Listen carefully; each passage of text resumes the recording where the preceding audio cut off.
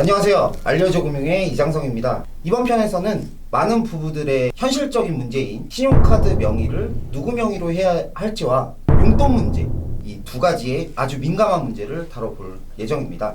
김아름, 박소연 전문가님 모시고 대화 한번 나눠보겠습니다. 안녕하세요. 안녕하세요. 많은 부부가 연말 정산이나 세금 문제 때문에 신용카드 명의를 부부 중에 누구 명의로 해야 할지 굉장히 고민이 많으신데요. 오늘 전문가 두 분의 의견을 한번 들어보면서 누구 명의로 신용카드를 만들어서 사용해야 하는지 전문가 두 분의 의견 한번 들어보겠습니다. 부부가 둘 다 근로소득자라면 소득이 높은 분으로, 그리고 부부 중 한 명은 근로소득, 한 명은 프리랜서라고 하면 근로자의 명의로 카드를 만드시는 게 좋습니다. 여기서 근로자랑 프리랜서의 구분은 4대 보험 가입 여부로 구분을 하시면 될 것 같고요. 이번 컨텐츠에서는 이제 근로소득자인 직장인 부부를 기준으로 말씀드릴까 해요. 그러면 연말 정산 때문에 신용카드 명의를 결정해야 되는 건지 아니면 다른 이유도 있는지 좀 궁금한데요. 일단은 신용카드를 쓴다면 지출이 한쪽으로 몰리기 때문에 포인트나 혜택들도 누적되어서 조금 더 좋은 장점이 있겠죠. 그리고 그 외의 장점은 사실 크게는 없습니다.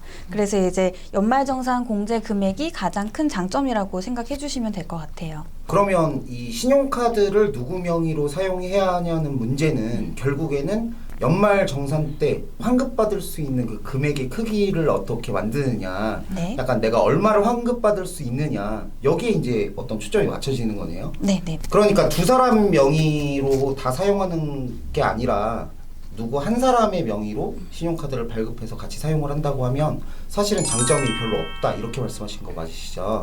네, 연말정산 혹은 카드 포인트 누적 혜택 외에는 사실 크진 않아요. 그러면 이게 둘 다 소득이 있는 경우, 그러니까 둘 다 근로소득이 있는 경우에는 이게 세금을 연말 정산 시에 자기 명의로 쓴 지출이 없다 보니까 세금에서 또 한쪽에선 좀 손해를 볼 수 있을 것 같은데 그건 어떻게? 네, 그럴 수 있어요. 충분히 그럴 수 있는데, 단순히 생각하면 이제 소득이 높은 쪽이 아무래도 세금을 더 많이 내기 때문에 소득이 높은 사람에게 몰아주면 유리하겠다라고 많이들 생각하고 계시거든요. 근데 정확하게는 두 분의 원천징수 영수증을 보고 좀 더 전략적으로 접근하는 게 필요합니다. 전략적으로 접근한다고 하셨으니까 제가 좀 궁금한 게 있는데 이게 두 사람의 소득이 어쨌든 부부 사이에서는 하나의 소득으로 생각을 하는 거잖아요. 그러니까 300만 원, 300만 원이면 그 600만 원이 부부의 소득이라고 생각을 하게 되잖아요. 근데 세금 신고를 하고 환급을 받을 때는 300만 원 버는 이 A라는 남자와 300만 원 버는 B라는 여자의 이 소득과 소비를 서로 다르게 해야지 환급을 받을 수 있는 거 아니에요? 그렇죠.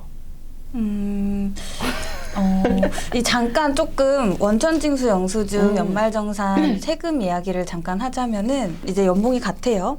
그런데 어쨌든 내가 신용카드 사용한 금액 공제를 받으려면 내가 받은 총 급여의 25%가 넘어야지만 공제가 가능해요. 25%가 넘는 소비를 해야 맞아요. 공제가 가능하다. 네. 예를 들어 연봉이 4천만 원이라면 곱하기 25%하면 1,000만 원이죠. 네. 1년에 1,000만 원까지는 공제가 아예 안 되고요. 1,000만 원 이상분부터 공제가 되기 때문에 만약에 이제 두 분이 소비가 조금 작다면 한쪽으로 몰아주는 게 공제를 더 많이 받을 수 있겠죠. 근데 만약에 둘 다 많이 쓰신다면 이거는 또 이제 계산을 해봐야 되는데, 둘 다 많이 쓰시고 버는 거 다 쓴다 하시면은 큰 차이는 없을 것 같기는 해요. 네. 어떤 말씀이신지 좀 네. 이제 좀 되는 것 같아요. 네. 그러면 이게 전략적으로 이 내용이 너무 어려운데 혼자 접근을 전혀 하기가 좀 어려울 것 같아요. 이런 내용들을 혼자 이제 시작하면서 관리를, 세금을 어떻게 환급받고 소비를 어떻게 어느 정도까지 결정을 할지 이런 것들을 좀 자세히 좀 말씀해 주시면 도움이 굉장히 많이 될 것 같습니다. 제가 최근에 상담한 사례가 있어서 좀 얘기를 드리고 싶어요. 신용카드 사용액 소득공제를 소득이 높은 사람한테 몰아주는 게 유리하다라는 그 내용을 보시고 이제 대부분의 지출을 이제 배우자인 남편 명의 카드로 생활한 맞벌이 신혼부부였어요. 근데 문제는 아내분도 소득이 적지 않았던 거거든요. 그래서 이제 연말이 다가오면 국세청 홈택스에서 연말정산 미리 보기 서비스를 통해서 이제 환급받을 세금이 어느 정도 되는지 미리 계산을 해볼 수가 있거든요. 그래서 이 아내분께서 시스템 들어가셔가지고 내용을 보셨는데 신랑의 신용카드 사용액 소득 공제로 이제 300만 원까지 한도를 이미 채웠고요. 그리고 1년 동안 사용한 신용카드 총액이 이미 신랑 연봉 가까이 써버린 거예요.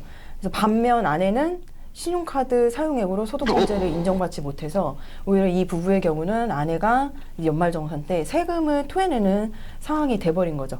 그래서 실제 이런 사례들이 생각보다 많거든요. 그래서 특히나 연말정산은 전략적으로 접근하시는 게 꼭 필요하고요. 부부가 연말정산을 통해서 환급받을 세금 총액을 키우는 게 핵심 포인트이기 때문에 한 사람에게 몰아주는 게 모든 상황에서 유리하다고 보기는 좀 어려울 것 같고요. 실제 제가 상담한 고객들 중에서도 내년 1월에 이제 연말정산 준비를 이미 올해부터 계획을 세워서 진행을 하고 계시고요.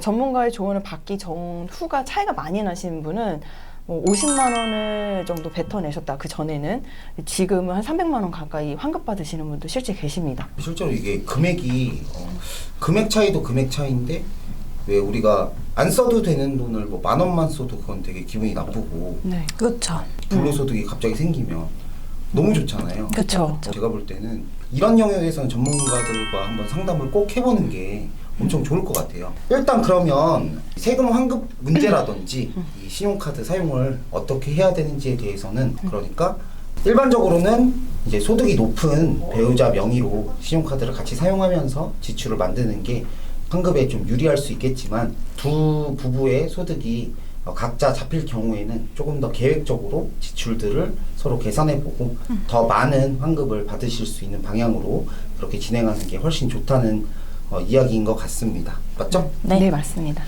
그럼 다음 얘기로 한번 더 예민한 문제로 한번 들어가 보도록 하겠습니다.